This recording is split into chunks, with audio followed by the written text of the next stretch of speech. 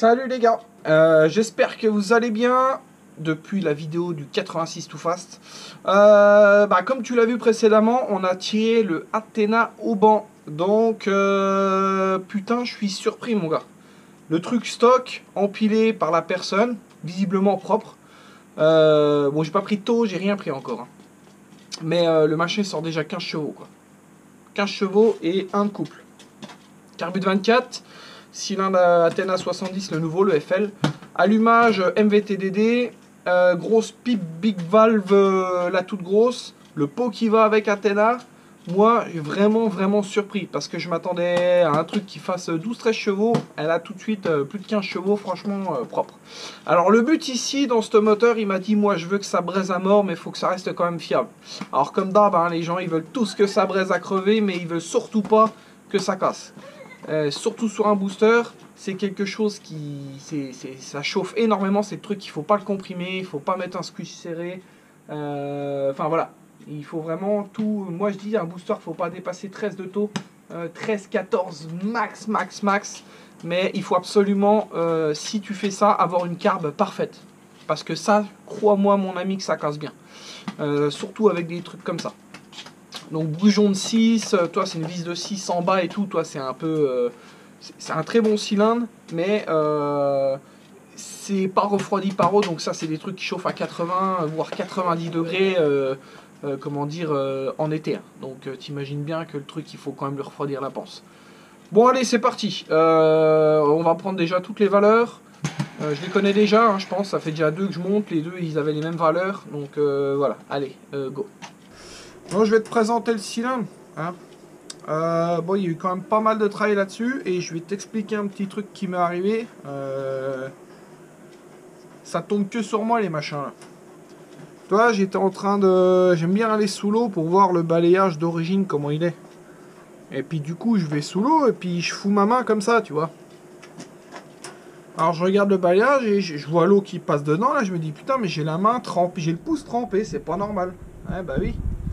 Tu vois là, juste dans le coin, un trou d'aiguille. Un tout petit trou d'aiguille qui fait que c'était pas étanche. Hein. Tellement il n'y a pas de place. Et en fait, ce qui s'est passé, c'est que la personne me disait que le ralenti était bizarre et tout. Et c'est vrai que quand moi je l'ai passé, le ralenti était bizarre. Bon, j'ai dit oui.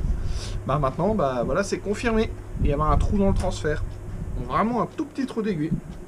Donc moi je l'ai rebouché avec une pâte et ensuite j'ai remis une espèce de colle à l'extérieur pour étanchéifier le truc, tu vois.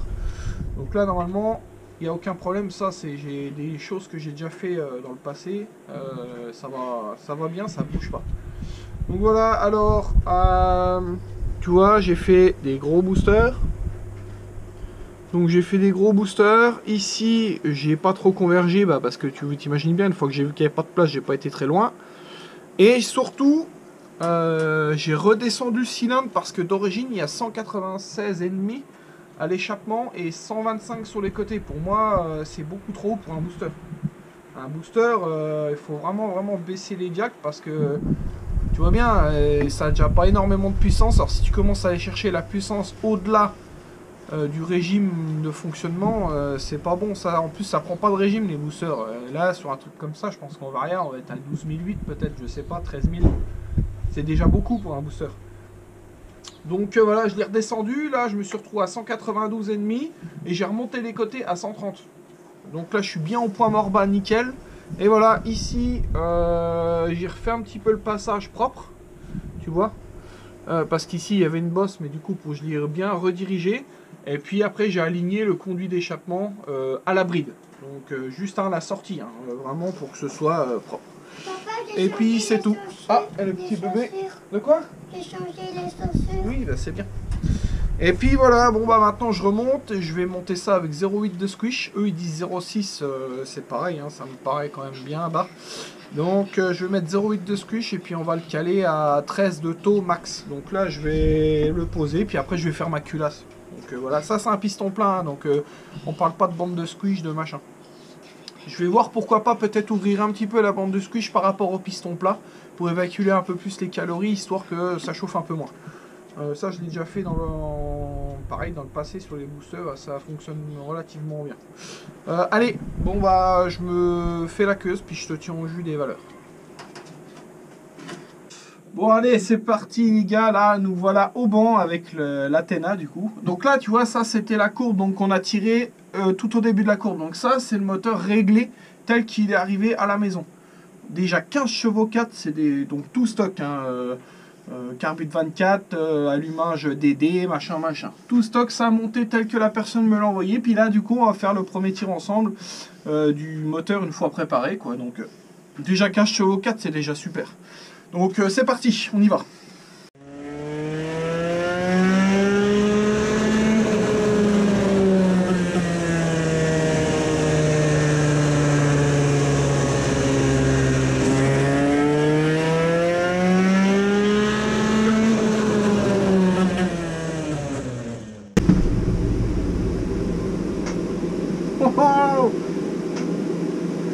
Ah, tu vois, ça chauffe vite hein, les moteurs là. En plus là, j'ai pas le cache allumage ni la volute parce que du coup, on me l'a pas envoyé avec. Donc je fais que 2 tirs, mais tu vois, sur le deuxième tir, ça l'appauvrit déjà direct. Hein. Donc on va prendre à chaque fois, je vais essayer de prendre le premier tir. Donc là, si on voit déjà le premier tir, on est déjà 16 chevaux 6. Donc on est déjà. Il y a un cheval en haut, mais alors le but ici, c'était vraiment pas de gagner énormément de puissance en haut. Bon, on va le régler, t'imagines bien. Mais le but était surtout d'avoir un moteur qui accélère vraiment fort. Donc, écoute, déjà pour la première courbe, le job il est fait déjà. Hein. On est passé de 0,97 de couple à 1,06. Et on est passé de 15 chevaux 4, la meilleure courbe que j'avais eue, à 11 005. Et là, on est à 16 chevaux 6 à 11 003. Donc, tu vois bien quoi, on a perdu nulle part en fait en vrai. Donc, bon, ça c'est super. Maintenant, on va essayer de faire un petit peu de carbe, un petit peu d'avance. On va voir longueur de peau, tout ça. Et puis, le défi aussi sur ce moteur là, c'est qu'il veut utiliser la boîte air d'origine. Alors, ça, je sais que ça va être problématique à mon avis. Donc, je sais pas, on verra bien. Donc là, pour le moment, je suis déjà content du résultat. Donc, allez, c'est parti, puis je vous tiens au courant.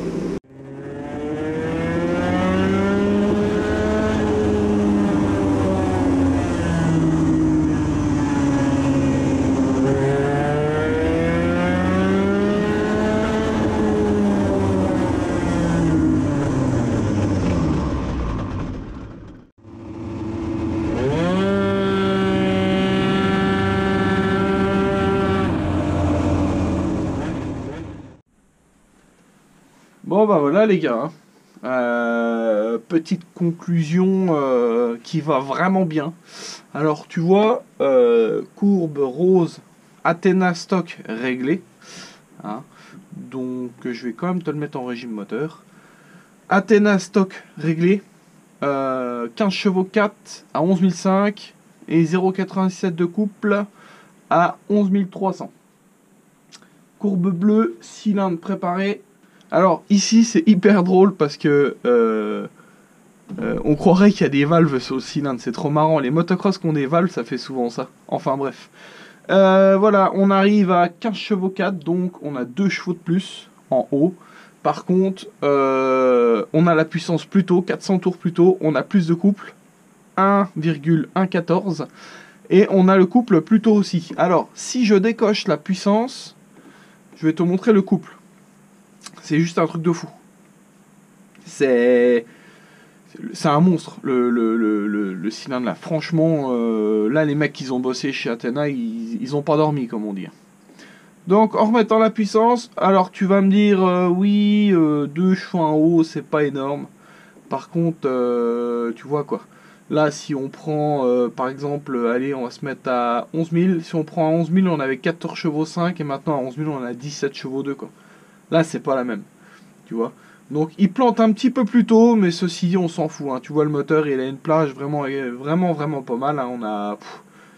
que tu sois, allez, on va dire à 11 000 ou à 12 000, tu vois, il a encore de la braise à fond le truc. Il a plus de 16 chevaux, franchement, c'est top. Hein.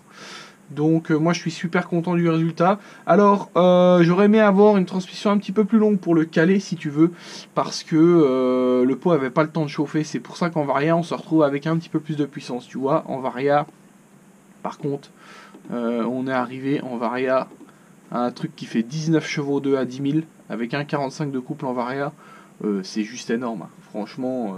Là comment dire, le truc je le tirais jusque sur le banc, hein, c'est toujours pareil, mais on faisait des tirs, tu vois, là, jusque 110, mais on arrivait à faire des tirs jusque 120, 130 sur le banc, c'est toujours pareil, mais tu vois bien, hein, la courbe se casse un petit peu la gueule ici, je pense que ça aurait demandé, bah, comme je te le disais, une transmission plus longue, mais franchement, 19 chevaux 2 dans un, comment dire, dans un moteur vertical, personnellement, chez moi, j'ai jamais eu ça. C'est énorme. Alors, niveau fiabilité, j'espère que ça va être fiable parce que je l'ai sécurisé dans tous les sens. Mais un moteur vertical à cette puissance, je vais pas te dire que j'ai des doutes, mais va falloir bien surveiller la carburation. Donc voilà. En tout cas, moi je suis très satisfait du résultat. Et puis j'espère qu'il va se faire plaisir. Bon, voilà, hein. Comme tu le vois, le truc, il va mettre des coups de braise à mort. Je me le répète, hein, je répète. Moi, j'hallucine qu'aujourd'hui, les manufacturiers arrivent à sortir des moteurs avec, surtout comment dire, en moteur vertical à air. C'est, on va dire, un moteur archaïque, hein, on va pas se mentir. Hein, c'est quand même un moteur qui date d'il y a plus de 30 ans, hein, qui n'a jamais évolué. Hein. Le booster, les premiers boosters, ça doit être en 95 ou peut-être avant, je sais pas. Mais le moteur en lui-même n'a jamais évolué. La conception, je veux dire. Donc, je sais pas si tu vois un peu le truc là, mais on arrive à des puissances d'un moteur horizontal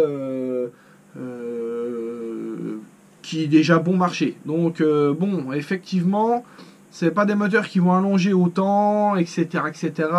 Quand il va faire très chaud, je pense qu'il va perdre de la puissance. Le moteur, ça va de soi, c'est normal, ça va chauffer à pas loin de 100 degrés. Tu t'imagines bien que le truc à 100 degrés, voilà quoi. Mais bon, en tout cas, moi ça m'a fait hyper plaisir d'avoir ce petit job. Je te l'annonce tout de suite, on va en refaire un par contre différemment. Le prochain qu'on va faire, ça va, enfin tu verras, je vais pas t'en dire plus, mais on le fera en vidéo aussi, donc ça va être sensiblement exactement les mêmes pièces avec 2-3 petites différences qui je pense vont faire vraiment la diff. Voilà, ce sera un truc pour faire du circuit, donc bah voilà, top, hein, comme celui-ci d'ailleurs. Et puis voilà. Tu l'as vu au début de la vidéo, je te le dis avant que tu le marques dans les commentaires, mais tu vas sûrement le marquer si tu n'as pas regardé la vidéo jusqu'au bout, pardon. J'ai pas mis de couvercle de carter de kick parce que j'en avais pas sur le booster. D'habitude j'en mets un avec les pions et toutes les vis pour éviter que le carter travaille. Là en revanche j'en avais pas, donc bah, j'ai fait sans. Mais sache que d'habitude je mets toujours la protection pour rigidifier le carter pour les vibrations avec les pions, les vis, voire même quand c'est du mina le joint en papier mais d'origine. Donc voilà. Écoute, j'espère que cette vidéo elle vous aura plu. Moi en tout cas j'ai kiffé l'affaire comme d'habitude. La prochaine vidéo ça va être un Too Fast sans FLR Mina avec carter passion tout ça. Donc ça va être cool aussi. Ça c'est moteur full neuf. T'as pas une vis qui est d'occasion. Donc ça j'ai hâte de le faire. Bah, c'est le prochain qu'on fait hein, d'ailleurs. Il y a un autre projet qui arrive aussi. Quelques moteurs qui vont arriver aussi. Il y aura sûrement un sans fast de run, mais je suis pas sûr. Je verrai bien. Et aussi, il y aura ma machine de run. Il y aura ma machine de run qui, elle, va... comment dire? Je sais pas si je vais faire une vidéo dessus. On verra bien. Peut-être que tu auras des tests au sol ou des choses comme ça. Parce que comme tu le sais, je débute le run. Je n'ai pas d'expérience en run, donc il va falloir que je me fasse ma propre expérience et puis surtout que j'aille faire des essais. Parce que il y a vraiment un gros niveau et de toute façon j'y vais sans prétention, hein. J'y vais déjà pour tâter le terrain, déjà me faire plaisir dans cette nouvelle discipline. T'imagines bien que c'est pas moi qui vais rouler, hein, parce qu'avec la panse que j'ai déjà sur la piste c'est difficile, alors sur le run on oublie quoi. Donc ce sera mon pote Mimi qui va piloter le drag. Et on aura aussi la 100 fast de run aussi, pareil, où Ilan va piloter aussi sa propre machine. Donc ce sera moi qui fais tout le moteur et tout, mais ce sera sa propre machine. Donc lui est novice dans le run, que ce soit pour les départs où il n'en a jamais fait non plus. Et mon pote Mimi pour le drag scout 100, le drag 100, pareil, il n'a jamais fait de scout de sa vie ni de départ. Donc on a tout à apprendre ensemble et c'est ce qui me plaît en fait, c'est un petit challenge, voilà, qu'on passe des bons moments ensemble. Passez une très bonne soirée, à la prochaine, prenez soin de vous et puis profitez du beau temps qui arrive pour aller mettre des coups de braise sur les circuits. Allez, ciao!